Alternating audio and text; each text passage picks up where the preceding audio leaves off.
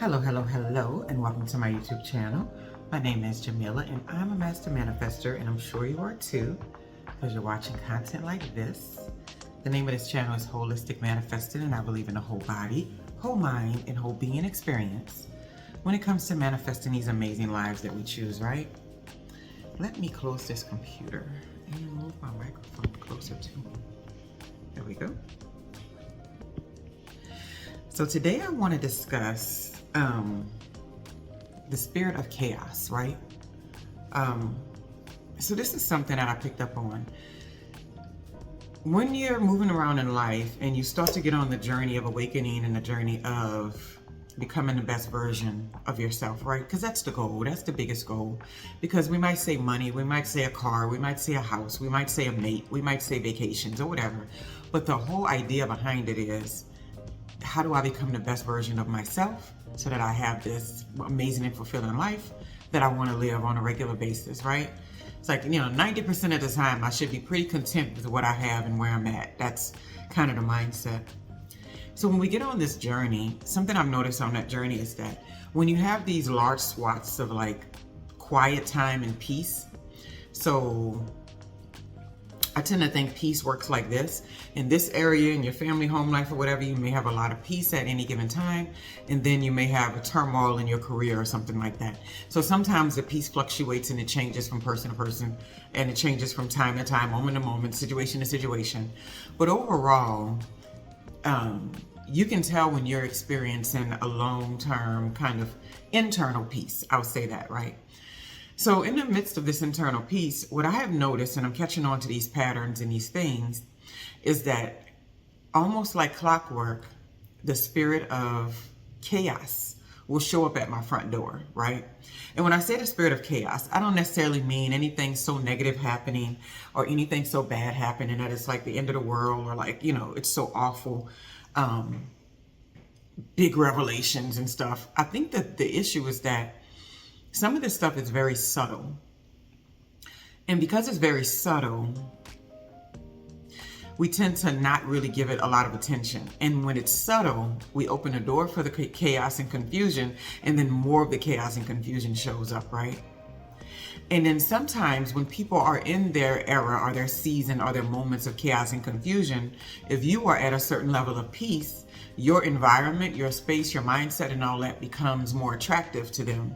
And it's more attractive because it's almost like an escape from the chaos that they are involved in, an escape from the lifestyle that they have created for themselves, right? And what I'm here to say is that when that spirit of chaos knocks on your door, you have to really, really decide what it is that you're letting in, right? Because you can just say, oh, I'm just doing this person a favor, or I'm just helping this lady out, or I'm just helping him out, or I'm just doing whatever. But at the same time, you're really not. You're doing so much more. You're pretty much opening people up into your life. You're bringing them into your home. You're bringing them into your space. You're bringing them into your environment. So when you do that, you have to be really, really clear on, am I the person, or am I the repository, or am I a solution for this person's chaos that they have going on in their life at any given time, right?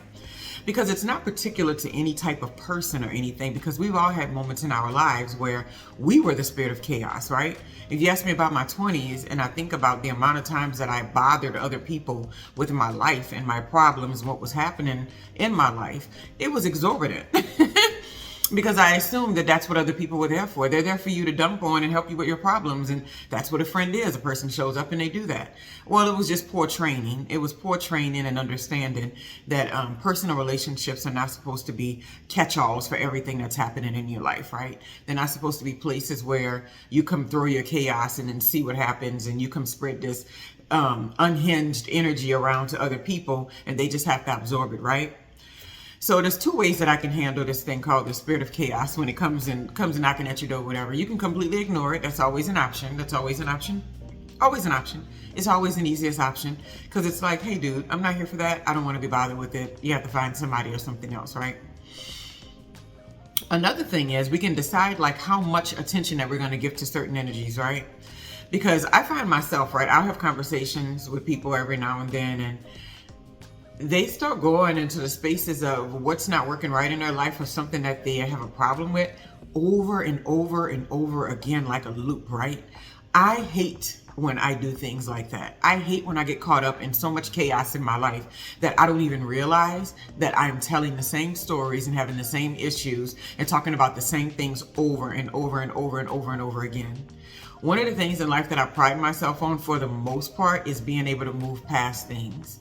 And sometimes it's not as quick as I'd like, right? But for the most part, you won't catch me talking about something that affected me the same way 10 years ago that affects me the same way now. And the exclusion to that would be a situation that I thought was dead and gone and done. And then somehow it resurfaces because a new level of my life has been reached. And that situation is now impacting me in a different way than what it did in the past, right? So it's not the same old, but it's just like, dang, I didn't realize this was going to mean this in the future. And now, yeah, this is the situation I need to get over again. So you get over it and in a new way, it impacts you. You got to get over it again, a new way it impacts you. You got to get over it again, right? And so you'll find yourself in those situations every now and then. So if you're a person that's really pride yourself on the idea that I do not like to revisit things, I do not like to revisit, it's really hard to sit with other people when they revisit something that they've been revisiting for like 20 years, 15 years, 10 years, right? Because at the end of the day, nobody is here to save you from your interpersonal interactions and issues that you're having with other people, right? What other people can do is give you insight and kind of share with you, these are some of the things I feel like you can work on. These are some of the things that this person is doing or whatever. They can agree with you till your face falls off. But if that confusion and nonsense is going to be in your life, you have to be the one to see it for what it is, attack it where it's at, and then try your best to move past it, right? So me, myself, it's like, depending on where I'm at in my life, I don't want to let people in when I notice that there's a lot of confusion and chaos wrapped around them. And it's not that I'm like, oh, I'm not a good person. If you need someone to lean on, whatever. I have zero interest in being somebody's everything and all and being a person to lean on, because people will throw you in that little room over and over again and try to guilt you into the idea that you are not there for them or you're not, useful in their life. And I'm like, well, fine, I'm not there for you and I'm not useful.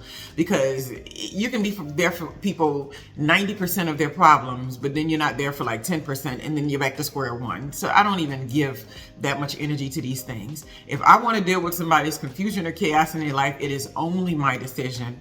I never sit around and think, oh, well, how do they feel? And whether they're going to like me? And will they be upset because I wasn't available for? No, I don't care.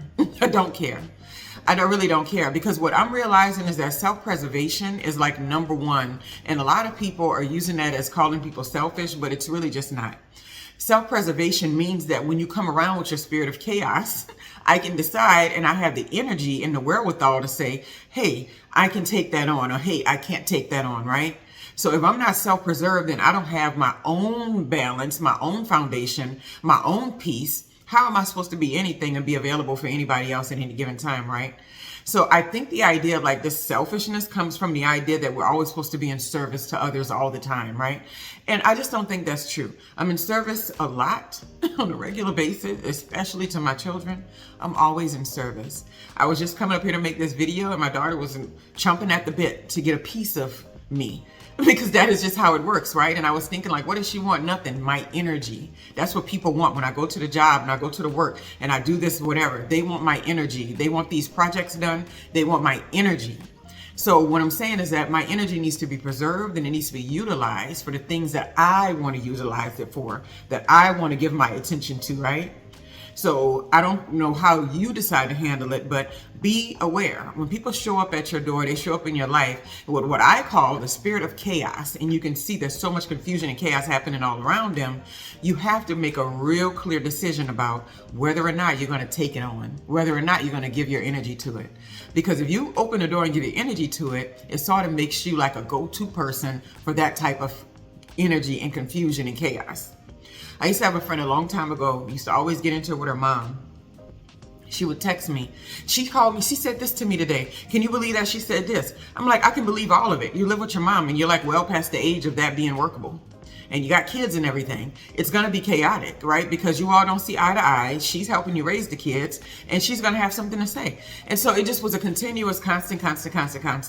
And I'm like, I can't be there for confusion. That's not like something you're trying to work through. You're not trying to work through the confusion. You want the confusion to happen so you can go dump on somebody whenever it gets to be too much for you. And then when you're just like, whatever, I guess it's not so bad, then you're going to go back to your life.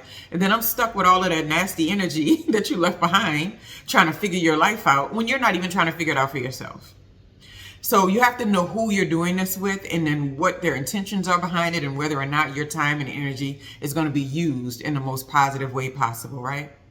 Anyway, I just want to send a little message today about that. I hope it's not going to be long. But the spirit of confusion comes along, and you have to know when to open that door and when to shut it. But you're not obligated to open it for anyone at any given time and any given place. And that's in the workplace, that's in your home environments, that's with your family, that's with friends.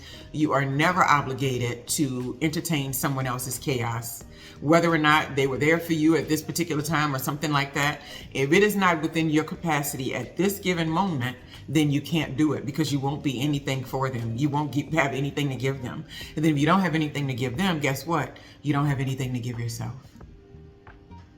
Anyway, I hope you all have a wonderful, wonderful, wonderful day.